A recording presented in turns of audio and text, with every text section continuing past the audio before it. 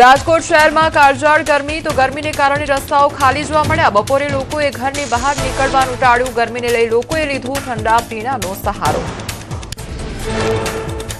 હવામાન વિભાગની ફરી કમોસમી વરસાદની આગાહી। 19 અને 20 એપ્રિલના સામાન્યથી મધ્યમ વરસાદની કરાઈ આગાહી। તો આગામી 5 દિવસ વાતાવરણ સૂકું રહેશે। ચોમાસાને લઈને ગુજરાત માટે સારા સમાચાર। રાજ્યમાં ચોમાસું એકંદરે સારું રહેવાની હવામાન નિષ્ણાંત અંબાલાલ પટેલની આગાહી। 8 જૂનથી 15 જૂન વચ્ચે રાજ્યમાં આવશે ચોમાસું। દક્ષિણ ગુજરાતમાં 98% વરસાદનું અનુમાન। પૂર્વ મધ્યમાં 94 થી 96%, જ્યારે સૌરાષ્ટ્ર અને કચ્છમાં 94 થી 98% વરસાદની શક્યતા। ઉત્તર ગુજરાતમાં પડી શકે છે 92 થી 96% વરસાદ। ચોમાસામાં વરસાદ નબળો રહેવાના એંધાણ। હવામાન વિભાગે જાહેર કર્યું પૂર્વાનુમાન। ગુજરાત સહિત દેશના મોટાભાગના રાજ્યોમાં સામાન્યથી ઓછો વરસાદ થવાની વ્યક્ત કરી સંભાવના। ચોમાસા પર અલ્નીનોની માઠી અસરના એંધાણ। દેશમાં સામાન્યનો 92% વરસાદ થવાની સંભાવના। મે મહિનામાં હવામાન વિભાગ જાહેર કરશે ફાઇનલ પૂર્વાનુમાન। 5 દિવસ બાદ ફરી માવઠાનું હવામાન નિષ્ણાંત અથિયા શેટ્ટીનું અનુમાન। વેસ્ટર્ન ડિસ્ટર્બન્સના કારણે 19 એપ્રિલથી શરૂ થઈ શકે છે માવઠાનો રાઉન્ડ। સૌરાષ્ટ્ર, દક્ષિણ ગુજરાત અને મધ્ય ગુજરાતમાં આગાહી। શ્રીનગરના ડલ લેક પર પ્રવાસીઓનો જમાવડો। હવામાન ચોખ્ખું થતા પ્રવાસીઓએ શિકારા રાઇડની માણી મજા। ડલ લેકના નયનરમ્ય દ્રશ્યો જોઈ પ્રવાસીઓ થયા રોમાંચિત। હિમાચલ પ્રદેશના શિમલામાં પ્રવાસીઓનું ઘોડાપુર। વીકેન્ડ માણવા પહાડોની રાણીના શરણે પહોંચ્યા હજારો સહેલાણીઓ। વીકેન્ડમાં હોટેલો હાઉસફુલ। વેપારીઓમાં પણ જોવા મળ્યો ભારે ઉત્સાહ। ડોડાના ભદ્રવામાં કુદરતની કરામત। એપ્રિલમાં હિમવર્ષા થતા ગુલડાડા પ્રવાસીઓથી ઉભરાયું। ત્યારે ગુલડાડામાં બરફની મજા માણવા ઉમટ્યા હજારો સહેલાણીઓ। હિમવર્ષાથી હોટેલ અને પ્રવાસન વ્યવસાય સાથે જોડાયેલા લોકોમાં ખુશી। જમ્મુ કાશ્મીરના ભદરવામાં કુદરતી સૌંદર્યને જાળવી રાખવા તંત્ર સજ્જ। ડેવલપમેન્ટ ઓથોરિટીએ પહાડોમાં હાથ ધર્યું સફાઈ અભિયાન। પ્રવાસન સ્થળોને પ્લાસ્ટિક મુક્ત કરવા તંત્ર મેદાને। ગીર સોમનાથના તાલાલા મેંગો માર્કેટમાં 19 એપ્રિલથી થશે કેસર કેરીનું આગમન। 3 તબક્કામાં ફ્લાવરિંગના કારણે કેરી ઉત્પાદન વિખેરાયેલું હોવાથી લાંબી ચાલશે સિઝન। ગત વર્ષે 4,49,450 બોક્સની નોંધાઈ હતી આવક।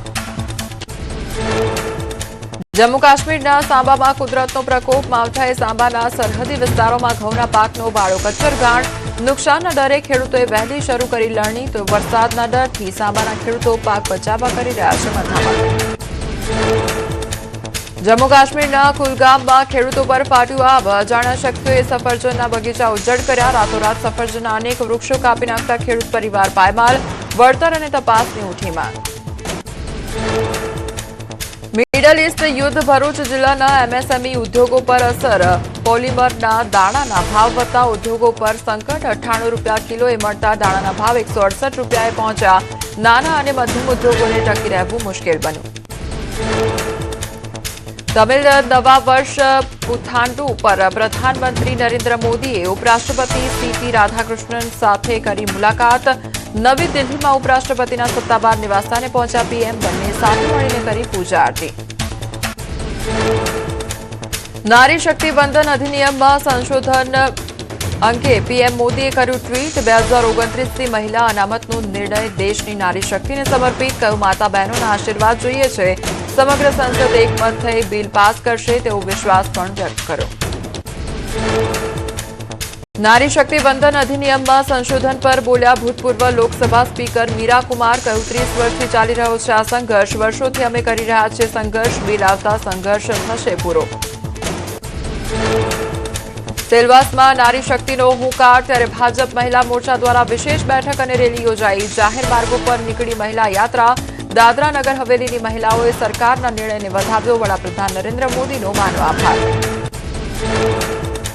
બાબા સાહેબ આંબેડકરની 135મી જન્મજયંતિની વિધાનસભામાં ઉજવણી। મુખ્યમંત્રી, વિધાનસભા અધ્યક્ષ શંકર ચૌધરી સહિતના મહાનુભાવોએ બાબા સાહેબ આંબેડકરને અર્પણ કરી પુષ્પાંજલિ। બંધારણના ઘડવૈયાના મૂલ્યો અને ઉચ્ચ વિચારને કર્યા યાદ। અમદાવાદના સારંગપુરમાં બાબા સાહેબની પ્રતિમા પાસે યોજાયો બ્લડ ડોનેશન કેમ્પ। ત્યારે રાજ્યસભાના સાંસદ નરહરી અબીન સહિતના મહાનુભાવોએ પ્રતિમાને અર્પણ કરી પુષ્પાંજલિ। શુભમ ગ્રુપ ઓફ ઇન્સ્ટિટ્યૂટના કર્મચારીઓ અને વિદ્યાર્થીઓ જોડાયા કેમ્પમાં. સ્થાનિક સ્વરાજ્યની ચૂંટણીમાં ફોર્મ ચકાસણી બાદ ભાજપને મોટો ફાયદો. રાજ્યની 84 નગરપાલિકામાંથી 4માં ભાજપને પૂર્ણ બહુમતી. અત્યાર સુધી 300થી વધુ બેઠકોથી બિનહરીફ. 15 એપ્રિલે ફોર્મ પરત ખેંચ્યા બાદ ચિત્ર થશે સ્પષ્ટ. રાધનપુરમાં ભાજપના વિજય શ્રી ગણેશ. ત્યારે છાણિયાથર તાલુકા પંચાયત બેઠક બિનહરીફ. કોંગ્રેસના ઉમેદવારે ફોર્મ ખેંચ્યું પરત. ભાજપના ભગીબેન આહિર ચૂંટણી પહેલા જ વિજેતા. તરસાડી નગરપાલિકામાં ભાજપનો કેસરીઓ. 28માંથી 14 બેઠકો પર ઉમેદવારો બિનહરીફ જાહેર. ફોર્મમાં ભૂલ અને ઉમેદવારોના અભાવે ભાજપની એકતરફી જીત. 14 નગરસેવકો બિનહરીફ ચૂંટાતા ઉત્સવનો માહોલ.